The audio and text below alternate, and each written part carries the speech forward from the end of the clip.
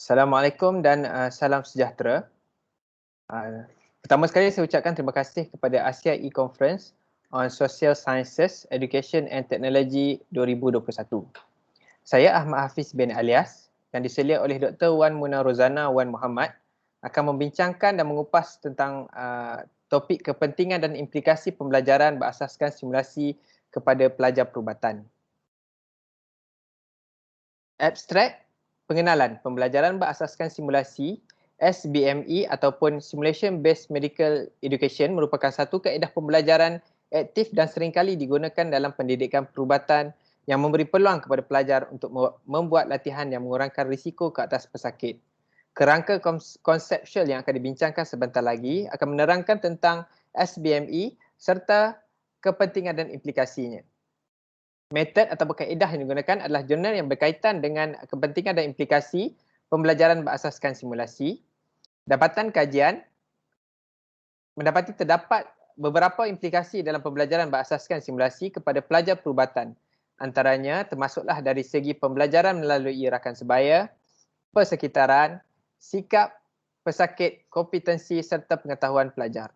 Manakala pembelajaran berasaskan simulasi juga mempunyai kepentingan tersendiri seperti digunakan sebagai reka bentuk penyelidikan berasaskan simulasi, simulasi sebagai salah satu cara pembelajaran kemahiran klinikal, simulasi sebagai alat penyampaian pembelajaran, kebersediaan pelajar serta simulasi sebagai cara memantapkan teori dan praktis dalam pembelajaran. Kesimpulan, pembelajaran berasaskan simulasi merupakan satu teknik pembelajaran yang memberi manfaat kepada pelajar perubatan yang jika dilestarikan ianya dapat menghasilkan pelajar yang bersedia dalam dunia pekerjaan. Kata kunci yang digunakan adalah pembelajaran berasaskan simulasi, implikasi, kepentingan dan juga kemahiran klinikal. Pengenalan. Pembelajaran berasaskan simulasi SBME merupakan alat, peranti dan atau persekitaran yang meniru aspek penjagaan klinikal. Kajian yang dilakukan oleh Lim and Dixon Woods 2020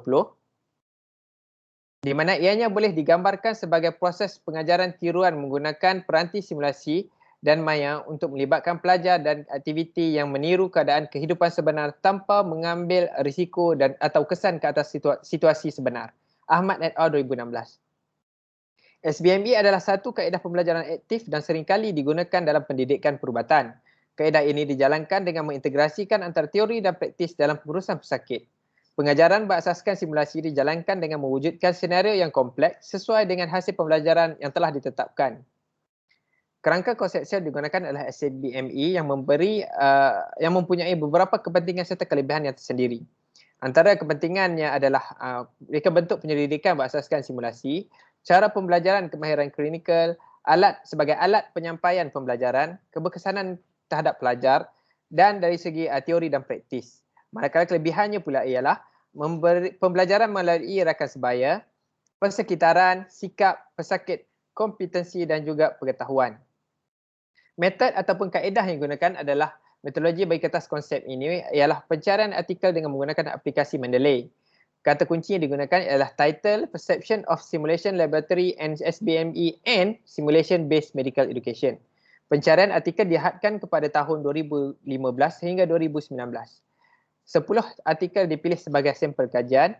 Pengkaji membuat analisis dan analisis melalui pembacaan artikel yang dipilih. Kepentingan pembelajaran berasaskan simulasi kepada pelajar perubatan yang pertama ialah reka bentuk penyelidikan berasaskan simulasi. Antara contoh 3 jenis kajian yang boleh menggunakan simulasi ialah deskriptif, ujian teori dan penjanaan dan penilaian intervensi. Lim and Dixon Woods 2020 dan Ismail et al. 2020. Seterusnya, kepentingan yang kedua ialah pembelajaran kemahiran klinikal. Selain itu, kemahiran juga adalah penting dalam usaha mengelakkan kejadian buruk berlaku kepada pesakit dalam alam pekerjaan. Menurut Patrick et al. 2018, simulasi memperlihatkan skill-skill major pelajar berbanding membuat prosedur terus ke atas pesakit yang mungkin memudaratkan. Kesalahan bukanlah melibatkan pelajar sahaja, malahan institusi pengajian dan nyawa pesakit yang menjadi taruhan. Ismail et al. 2020. Kepentingan yang ketiga ialah alat sebagai alat penyampai dalam pembelajaran. Simulasi telah terbukti sebagai alat pengajaran yang cekap untuk menyampaikan konsep sains asas dan proses penyakit. Ahmad et al. 2016, Ismail et al. 2020 dan Kirkpatrick et al. 2018. Namun begitu, ianya bergantung kepada kebersediaan dalam isu logistik, makmal simulasi dan sokongan fakulti yang intensif. Kebersediaan pelajar, menurut Ismail et al. 2020, kurang keyakinan pesakit terhadap pelajar perubatan menyebabkan mereka sukar mendapat pendedahan dan mengaplikasi ilmu pengetahuan yang telah mereka pelajari semasa di bilik kuliah. Setelah melalui proses pembelajaran berasaskan simulasi, pelajar dan peserta lebih bersedia dalam menghadapi pesakit sebenar sama ada dalam alam pekerjaan maupun semasa latihan ketika penempatan klinikal. Ahmad et al. 2016. Kepentingan seterusnya ialah melalui teori dan praktis. Jurang antara teori dan praktis merupakan isu utama dalam pelaksanaan kurikulum perubatan. Joseph et al. 2015 dan Motola et al. Via Ismail et al. 2020 menyatakan bahawa penggunaan simulasi dalam pengajaran perubatan dapat mengurangkan jurang antara teori dan praktis. Pengajar dalam bidang perubatan telah mencari kaedah alternatif untuk mengajar pengetahuan perubatan dan pengalaman dalam melakukan prosedur kepada pelajar perubatan. Page et al. 2018. Simulasi memberi peluang kepada pelajar untuk berlatih dengan teliti sehingga pelajar dapat melakukan kesalahan dalam persekitaran yang selamat. Belajar dan mencapai kemahiran dengan standard yang telah ditentukan dalam hasil pembelajaran mengikut topik yang telah ditetapkan. Implikasi pembelajaran berasaskan simulasi kepada pelajar perubatan. Pembelajaran melalui rakan sebaya. Beberapa kajian yang lepas mendapati bahawa penyertaan pelajar dalam pembelajaran melalui rakan sebaya dalam simulasi menghasilkan keputusan positif terhadap mentor, rakan sebaya dan pelajar sendiri. Kirkpatrick et al. 2018. Ini termasuklah dapat menghasilkan keberkesanan diri dan pengetahuan yang lebih baik dalam pembelajaran perubatan tradisional dengan lebih pantas berbanding belajar kendiri. Javil et al. 2018 dan Page et al. 2018. Implikasi kedua daripada segi persekitaran, dalam hasil perbincangan kajian yang dilakukan oleh Ahmad et al. 2016 menunjukkan bahawa kebanyakan doktor telah memberi respon bahawa simulasi ialah menyeronokkan.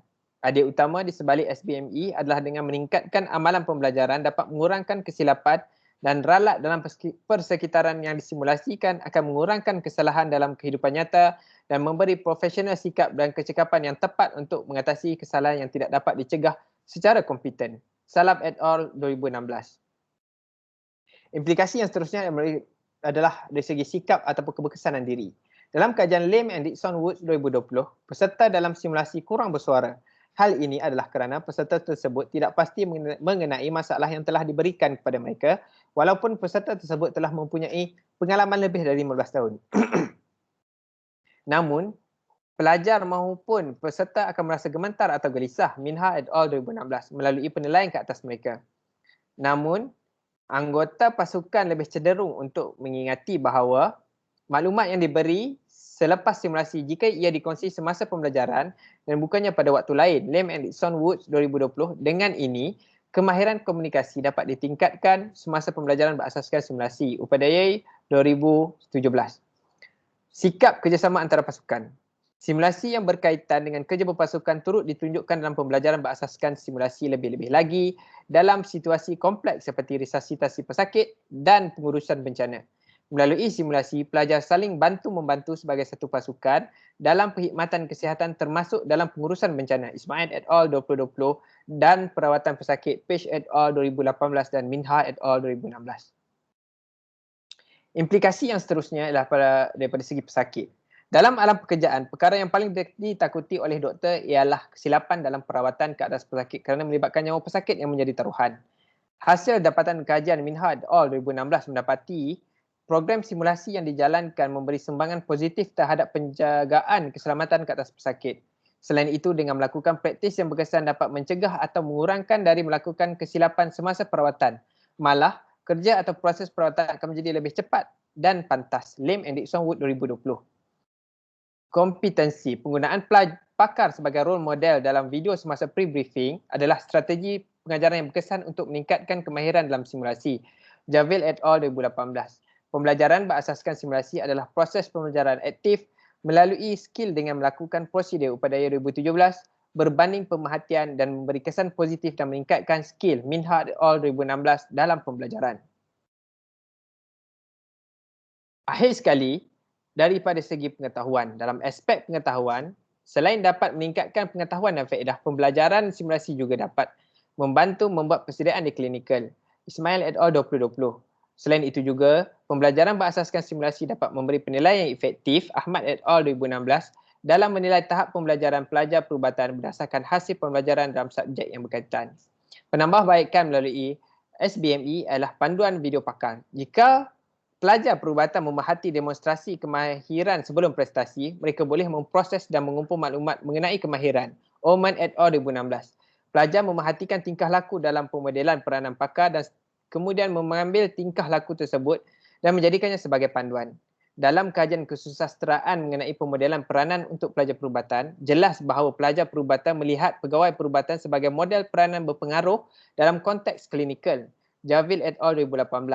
Penggunaan video pemodelan peranan pakar semasa pra-rakaman telah memberi kesan positif kepada persepsi pelajar terhadap keupayaan mereka untuk memberi penjagaan.